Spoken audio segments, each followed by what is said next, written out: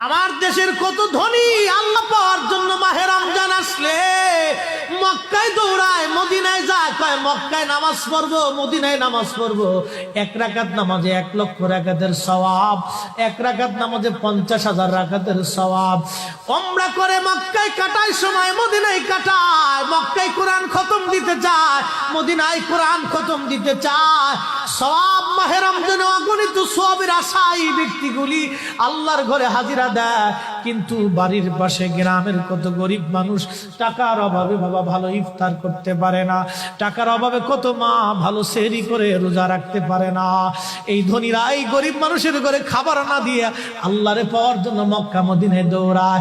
আল্লাহ ডাক দেখো, বান্দা একবার মরে দেখ, কায়দা মতো জুতা দিয়ে পিটামো, আমার বান্দারা না খায় ইফতার করবে, আর তুই আল্লাহ পাওয়ার জন্য মক্কায় আইছো, এমন আল্লাহ আমি ধরা দেব না।